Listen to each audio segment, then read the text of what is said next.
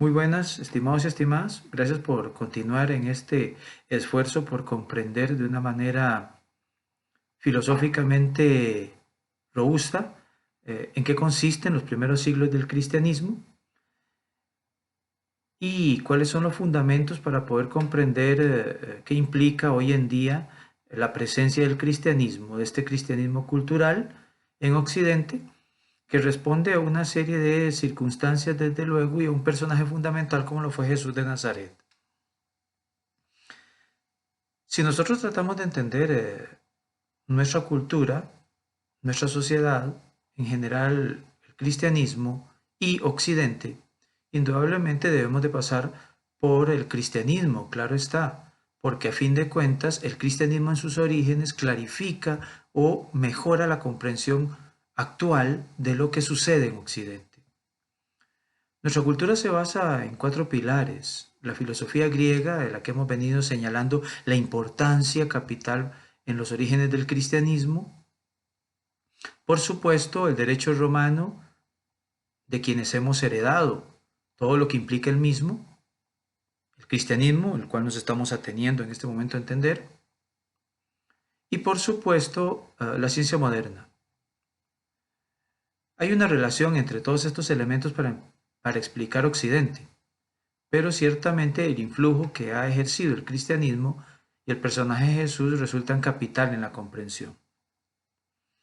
Situémonos en el relato del Génesis, que es, al hablar de la antropología judeocristiana, el punto de partida. Lo primero que usted observa al leer este relato bíblico del primer libro del Pentateuco, el primer libro de la Torá, para los judíos, es que Dios ha creado las cosas de la nada. Este Dios es causa de todo lo que existe. Pero no nos confundamos, la nada no es algo. Se usa esta expresión para indicar que Dios, la divinidad judeocristiana, no usó materia preexistente. Incluso la Biblia utiliza un verbo especial para ello, baraj. Este verbo se aplica en hebreo solamente cuando se habla de Dios, porque solamente Dios crea, según este modo de entender el universo, el cosmos.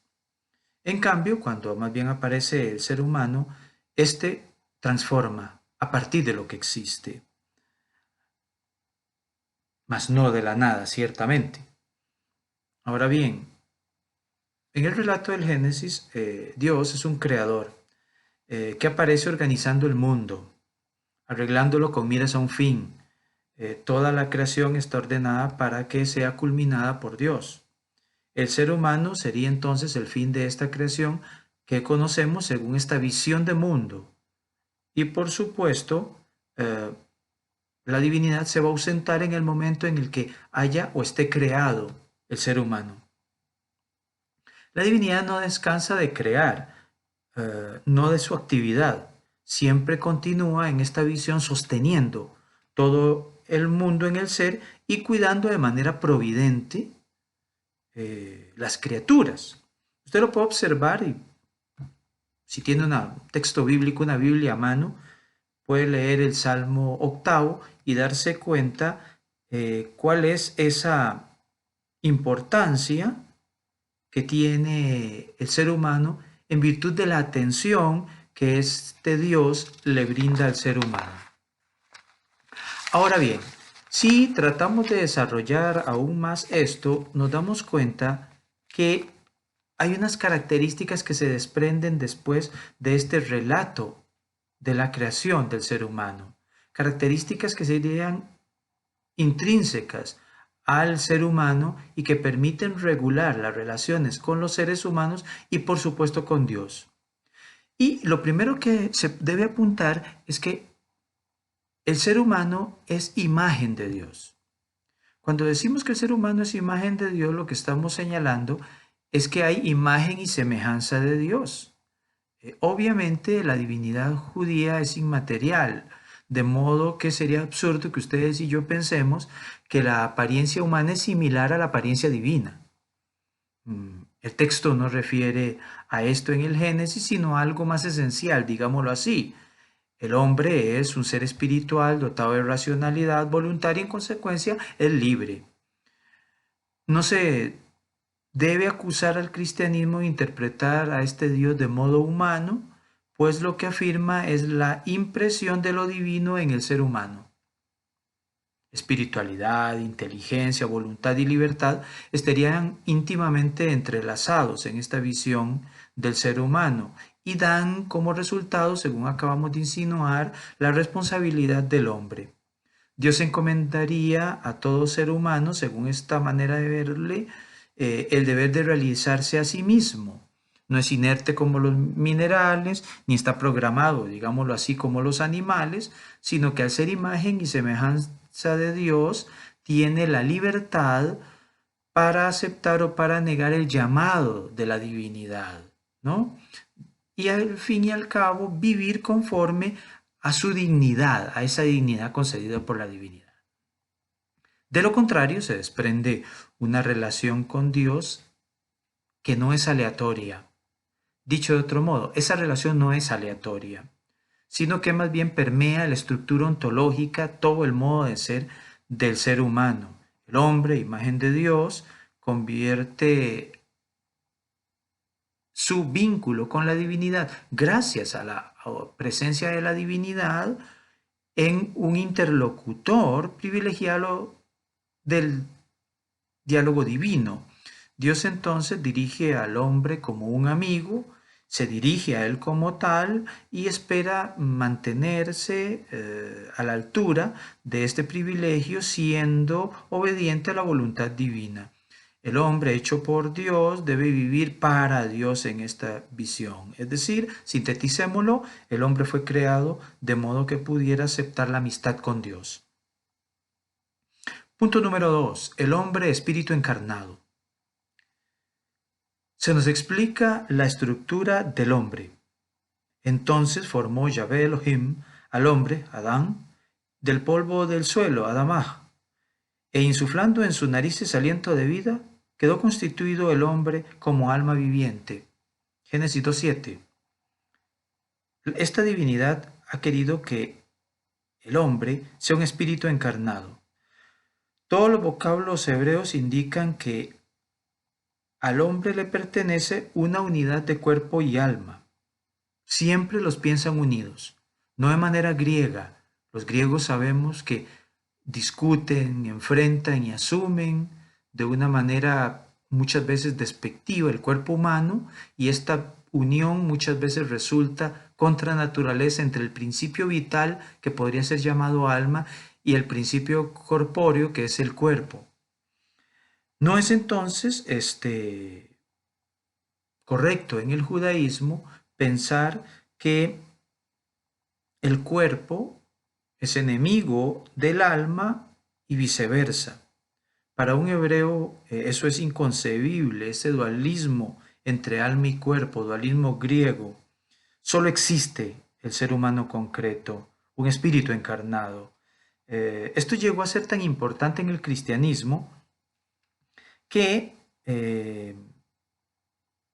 al hablar de la resurrección, Pablo, en la primera carta de los Corintios, capítulo 15, versículos del 35 al 55, al hablar, insisto, de la resurrección de la carne, se dice que lo corpóreo es tan auténticamente humano que la resurrección supone esa unión después de la muerte para gozar de la presencia de la divinidad o para sufrir, experimentar una absoluta lejanía de ese principio para el cual fue invitado y que le creó. El vocablo que usa es la resurrección de la carne, sarx, no soma, para indicar esa unidad indisoluble entre ambos, cuerpo y alma, o para indicar el ser humano concreto de carne y hueso. De lo anterior uno podría desprender una consecuencia muy interesante, presupuesta, digámoslo, en la Biblia, aunque no explicitada. El ser humano es un ser simbólico, llamémoslo sacramental. lo cual significa que en su condición de espíritu encarnado, lo espiritual se manifiesta o es accesible por medio de manifestaciones corporalizadas.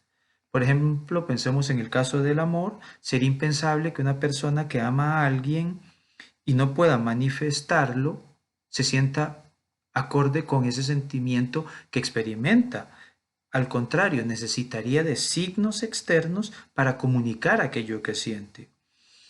Sentiría que va a explotar, sentiría que debe realizar actos visibles, materiales, para mostrar todas esas inquietudes del corazón. Igualmente una persona puede ser muy amada, pero si no le realizan manifestaciones externas, va a dudar en algún momento de que efectivamente se le esté amando. En este caso típico de nuestras familias, en las que, por ejemplo, un esposo o una pareja ama a su pareja, valga la redundancia, no tiene manera de meterse en su interioridad y adivinar todo lo que la otra persona está sintiendo. De tal modo que en algún momento, si no hay esa manifestación corpórea, sensible de ese afecto de carácter espiritual, va a pensar que no es querida. Lo mismo sucede, digámoslo así, cuando hay una relación entre padres e hijos y no se comunican o no se dicen lo que experimentan unos a otros a través de señales tangibles de ese amor entre los seres amados. De tal modo que este es un ejemplo de las consecuencias de ser espíritu encarnado. Y entendamos que toda la vida del ser humano está marcada por esa manifestación de signos materiales. La gran iglesia, sabiendo la importancia que tiene el simbolismo, ha explorado y explotado hasta la saciedad los símbolos religiosos.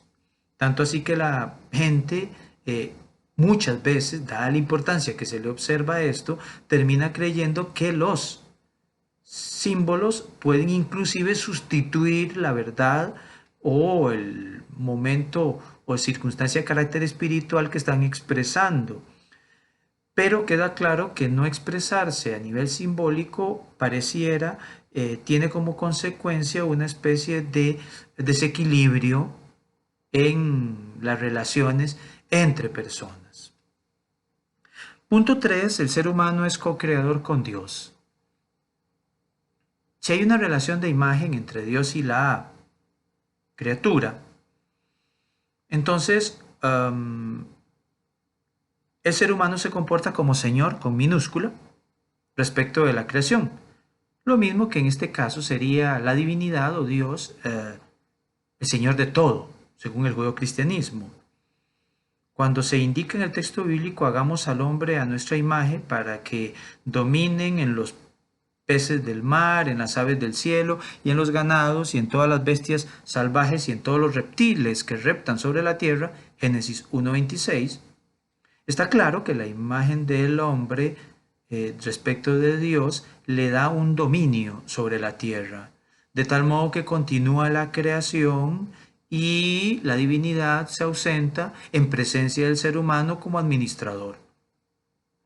El descanso de la divinidad es porque, acabamos de señalar, deja al cuidado, comillas, de su rebaño o el huerto, la creación.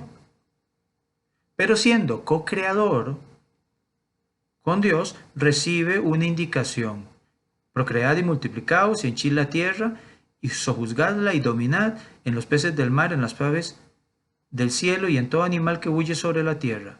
Génesis 2:28. Entonces, el trabajo sería, según esta visión del ser humano, la realización de este dominio, el que venimos hablando, estaría impuesto al hombre por su misma naturaleza. Y en este sentido es él mismo eso.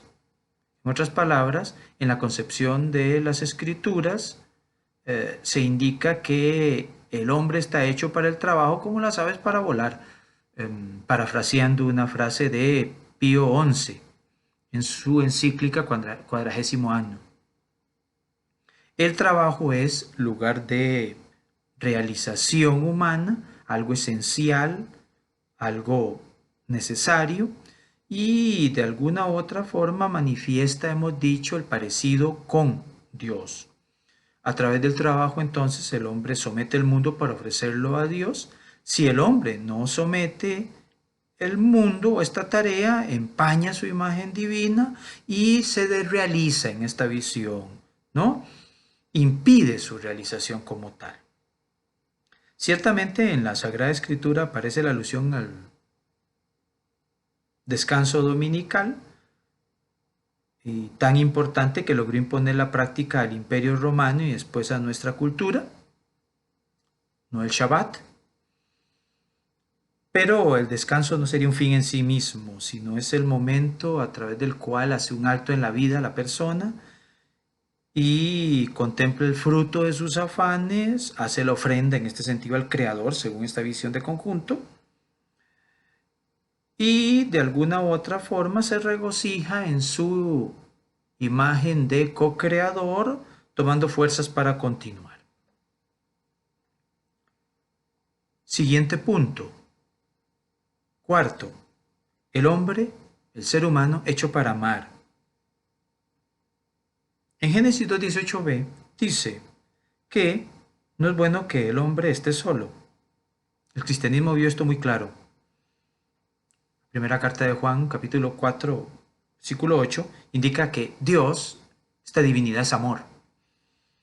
No tiene amor, es amor. Es decir, el cristianismo lo entendió como una relación de uno y trino, y el Padre amado eternamente al Hijo por el vínculo amoroso del Espíritu Santo de una manera tan perfecta que no son tres, sino uno, ¿no? Sino uno. Este avisoramiento trinitario finalmente marcó radicalmente la afirmación de que si Dios es amor y el ser humano es la imagen, este último debe comportarse en función de ese amor. El ser humano hecho para amar no es entonces accidental el amor. Más bien, usted topa no por casualidad con seres, con personas, sino que están marcadas esas relaciones esencialmente por su carácter, en este sentido social, de unión con otro, y a partir de ahí, la estructura ontológica del ser humano, de manera profunda, constituiría al hombre en un ser amoroso, y cuando no lo realiza, está claro que deja insatisfecha esa necesidad esencial y frustra, según esta visión, su existencia.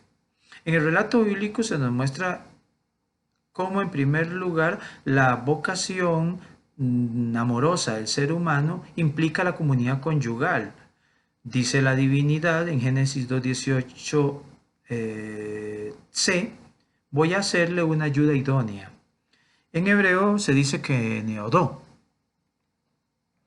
que es lo que empata, lo que calza perfectamente, lo que complementa, lo que está perfectamente imbricado. Hombre y mujer serían en esta visión complementarios. Cada uno aportaría lo necesario para el perfeccionamiento del otro.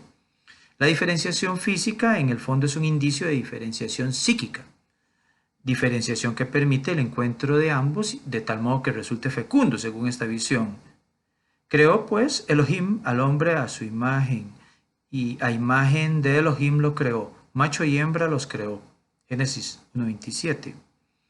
Esta imagen perfecta de la que se viene hablando en el texto bíblico lo que indica es que durante el sueño del varón, la divinidad, para mostrar este carácter misterioso en la relación de ambos y la compenetración, ha tomado de su costado un hueso cerca de su corazón, de lo más íntimo del hombre, para hacer que el hombre pueda hablar con la mujer y la mujer pueda hablar con el hombre como igual. Solamente, dice el Génesis 2:23, esta sí que esta vez es hueso de mis huesos y carne de mi carne. Los cónyuges, según esta visión heterosexual, absolutamente, eso está clarísimo.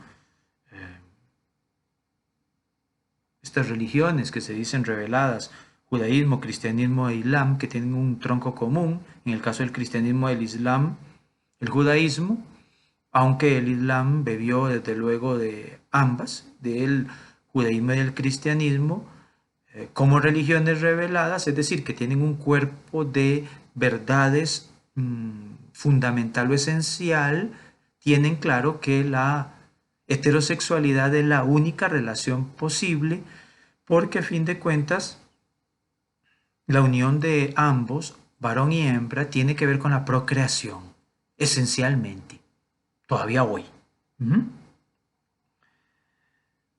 La consecuencia de esta realización de una unidad dual, digámoslo así, lleva a la afirmación de Génesis 2:24, por eso abandonará el hombre a su padre y a su madre y se unirá a su mujer, formando ambos una sola carne, según esta visión, ¿no? Descrito en términos actuales, lo que se está diciendo es que el ser humano buscaría un complemento perfecto y según esta manera de entender la naturaleza humana, la única manera es buscar que estas dos partes se unan y encuentren la unidad. No es un encuentro accidental con la otra persona, sino esencial, en un puesto de dignidad de ambas y de ambas personas que de alguna u otra forma marca a sí mismo la presencia indisoluble del matrimonio o de la relación entre la pareja. No son dos, sino uno. Esto se reforzó, esta manera de interpretar el texto bíblico se reforzó sobre todo con el cristianismo, desde luego, y terminó oficializando la monogamia, ¿no? Cuando sabemos, por el contrario, que hay líderes políticos y práctica importante en el Antiguo Testamento de esos líderes, ¿no? Vivían una vida polígama, ¿no? Ahora bien, esto nos permite a nosotros entender que la sexualidad resulta consustancial a la naturaleza humana y sobre todo, insisto, la procreación es el centro del vínculo a través del cual hombre y mujer dan testimonio de que como criatura de este Dios, de Yahvé, están hechos para amar en esa heterosexualidad. Tal cual, Génesis 1:28, ¿no? Creced y multiplicaos. Ahora bien, siguiente punto que aparece es el ser humano en paz consigo mismo. Podríamos decir que hay una especie de vínculo profundo entre todos los seres de la creación.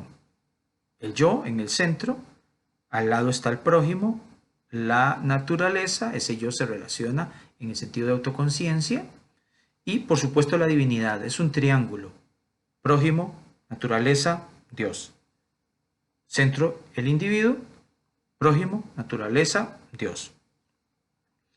Entonces el ser humano se relacionaría con Dios como su imagen, en obediencia de amor, digámoslo, con una naturaleza como co-creador, sometiéndola, y con el prójimo tratándolo como hermano en el amor, sería la cuestión. Estos vínculos, cuando son correctos, la relación del hombre consigo mismo es perfecta, es de paz y realización, según esta manera de entenderlo. Nótese la diferencia en general, porque el modo de entender el mundo para los hebreos no es analítica como nosotros, en tanto y en cuanto descomponemos todas las partes y después dejamos todas esas partes tiradas sobre la mesa. La visión judeocristiana, vía judaísmo, insisto, más bien es sintética, trata de armonizar todos los elementos en un todo, ¿no? Y esa armonización de la que venimos hablando, si esa visión sintética, implica que no se debe separar el alma del cuerpo, el sexo de la comunidad conyugal, la libertad del amor, etcétera, sino que todos los componentes están y tendrán un vínculo que, si se desequilibra, produce una distancia de la divinidad y del prójimo y de la naturaleza. Agustín, 354-430 después de Cristo, que luego vamos a estudiar su filosofía, tiene una frase finamente hecha. Dice, ama y haz lo que quieras. En este sentido, Agustín trata de resumir la antropología judeocristiana señalando que el amor está en la base de la estructura del ser humano, porque quien ama hará el bien a los demás y nunca el mal, ¿cierto? Por lo menos en esta visión. Sin embargo, lo que hemos visto hasta el momento trata de ver un ser humano prácticamente idílico, un ser humano que no tiene ninguna mancha o ningún obstáculo a la hora de vincularse con los otros, pero cuando observamos las relaciones interpersonales, según este modo de interpretarlo, hay un desequilibrio. Bueno, es que falta el concepto de pecado. El concepto de pecado es consustancial a esta antropología, ¿no? Y es tan importante como los otros aspectos porque sin este no se entiende todo lo demás.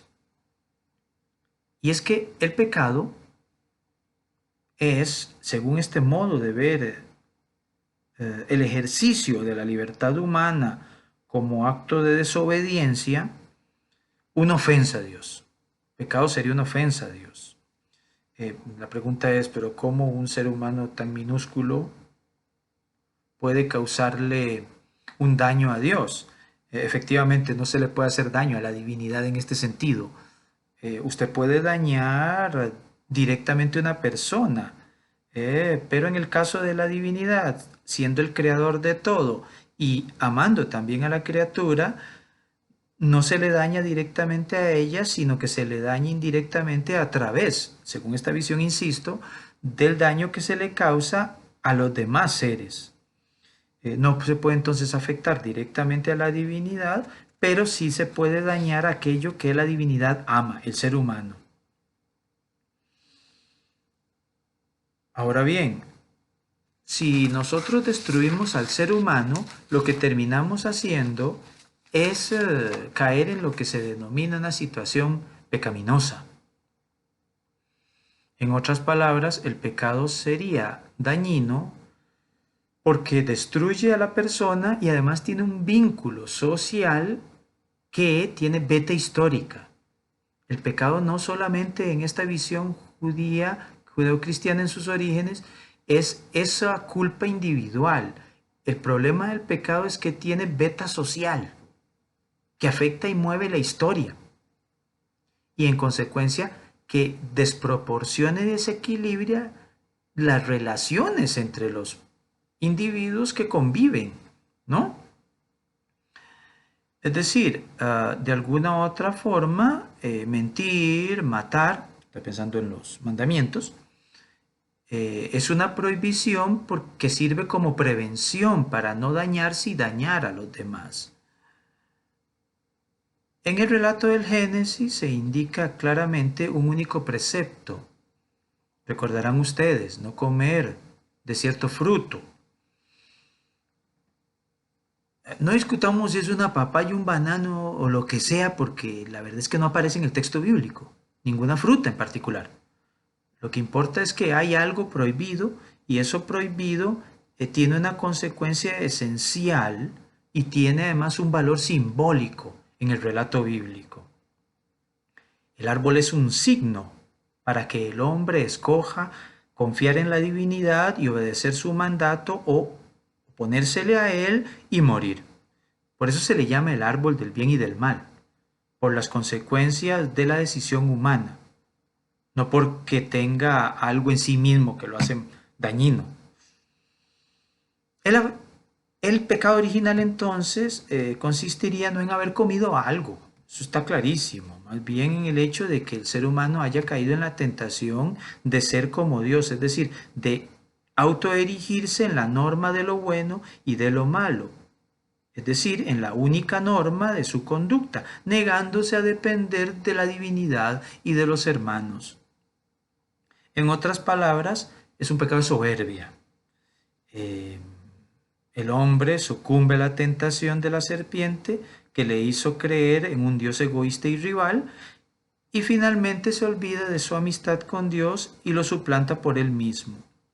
Este pecado, según la manera judía de verle, manda y continúa en la historia y no puede ser reparado después de ese quiebre en su relación con la divinidad por ningún ser humano, porque la distancia entre la divinidad y el ser humano es abismal. Así que no importa qué sacrificio haga, el ser humano no es suficiente.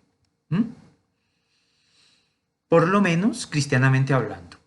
Aunque sabemos que el Dios de Israel es un Dios que acompaña siempre a su pueblo en la historia y es el Dios de la historia.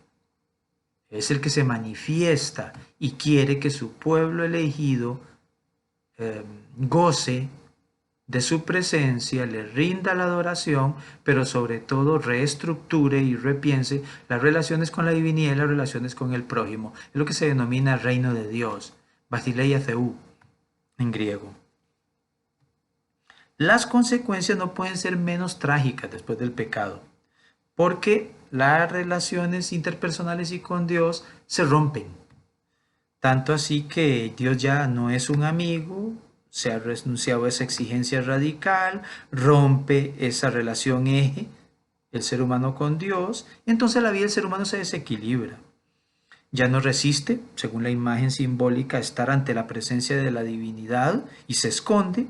Prácticamente lo que se insinúa es que está muerto en vida, ¿no? Si no recuerden el Eclesiastés, vanidad de vanidades, todo es vanidad. Y en vez del amor viene el odio. El ser humano y en particular el varón se convierte en el acusador de su amiga o ayuda idónea a la mujer. Los hermanos luchan entre sí y se buscan el asesinato. Recuerden Caín y Abel. La naturaleza se vuelve hostil al ser humano, tanto así que ahora tiene que cosechar con sudor en su frente y el trabajo en este sentido se convierte en una paradoja, pues aunque es lugar de realización humana, lo vivido en el trabajo resulta fuente de fatiga. ¿Mm? Entendamos bien, el castigo no es el trabajo, sino la dificultad de realizarlo. No puede romper entonces el ser humano con Dios sin que se altere su vida en esta visión y no puede el hombre realizarse plenamente y ser feliz, ¿no? Realizarse y ser feliz. El efecto de todo esto no podía ser peor. El ser humano, insisto, hecho para ser el amigo, deja de serlo, pero según la interpretación cristiana del relato bíblico del Génesis 3:15, en algún momento la descendencia de la mujer tiene que aplastar la cabeza de la serpiente, porque quiere salvar al hombre, al ser humano. Y el cristianismo interpreta esto señalando que en algún momento el abismo establecido entre Dios y la criatura por culpa del pecado original exige la presencia de un Dios, en este caso Dios Hijo, Jesús, para restablecer el vínculo. Lo demás ya lo sabemos, Juan 1:14, ¿no? El verbo se hizo carne. Ahora, esto nos lleva fundamentalmente a sintetizar cuáles son los aportes de la antropología judeocristiana y que todavía hoy se conservan en el tratamiento de muchísimos temas de carácter ético, por ejemplo, y desde luego antropológico. Son las novedades que aportó desde su antropología el judeocristianismo. Digo, los contenidos judeocristianos heredados por la cristiandad. El primero de ellos es la noción de persona. Para los griegos lo importante era la polis y el hombre valía en cuanto parte de esa polis o ciudad. Para el cristianismo lo realmente importante es la persona, es decir, el ser imagen de Dios que vale tanto como la muerte del Cristo de la fe. Tan importante fue esto que los teólogos inventaron ese concepto de persona. Boecio, filósofo del siglo V, define la persona como, comillas, substancia individual y natura irracionalis, sustancia individual de naturaleza racional. Esta definición es completa porque a fin de cuentas se derivan todas las propiedades personales El ser humano es racional, por tanto es consciente de sí mismo, no lo es una silla. Por ejemplo, si es consciente de sí mismo, conoce sus actos. Si conoce sus actos, puede orientarlos, es decir, el ser humano es libre. Siendo libre, entonces es responsable. Tiene conciencia y al no poder ser tratado como una cosa, tiene dignidad personal. Si se posee a sí mismo, es capaz de darse en donación a los otros, es decir, es capaz de amar a Dios y de amar a los hombres. En un segundo punto de estos aportes del cristianismo aparece la experiencia psíquica. La reflexión cristiana señala el conflicto interior como algo importante. Y si no, lean lo que dice Romanos 7, 19, 21, 24. Pues no hago el bien que quiero, sino el mal que no quiero. Pongo esto por obra. Por tanto, descubro una ley. Aunque yo quiera hacer el bien, tengo a un paso el mal. ¿Qué poder de criatura soy? ¿Quién me librará de este cuerpo de muerte? Ya Virgilio, antes de Pablo, en la carta de los Romanos, había señalado que veo el bien y lo apruebo, pero hago el mal. El conflicto entonces surge de que el hombre está hecho para hacer el bien, pero el pecado le esclaviza según la interpretación cristiana. Y solo Jesús, el Cristo, puede liberarle. Finalmente, el cristianismo aportó una nueva actitud, la caridad. Cuidado con esta palabra, porque la palabra caridad tiene un matiz de carácter moral en el castellano. Aclaremos, a veces se traduce en la Biblia como amor, pero en las escrituras se hablan, en el Nuevo Testamento, del griego agape, no eros, agape. La diferencia entre el amor meramente humano, eros, es que es una pasión, mientras que el amor cristiano, agape, es el que ha sido derramado en los corazones de los seres humanos por la divinidad a través del Espíritu Santo. Entonces, esto marca esencialmente una preponderancia del amor y un distintivo de los cristianos en sus orígenes, tanto así que no se le puede exigir que tenga amor hacia nadie, pero sí le puede exigir, según esta visión, porque es regalo de Dios, la agape, el amor que proviene de la divinidad. Este sería un amor plenamente universal, que crece conforme la persona se une a la divinidad, ¿no? Ahora, fue tan impactante y tan importante en los primeros siglos del cristianismo este amor universal y pleno que los romanos exclamaban admirado en torno a los cristianos: miren cómo se aman. Muchas gracias. Continuamos con las siguientes reflexiones. Daremos paso luego a el pensamiento de los padres de la Iglesia y dentro de ellos a Agustín. Muchas gracias por su atención entonces y que la pasen muy pero muy bien y hasta la próxima.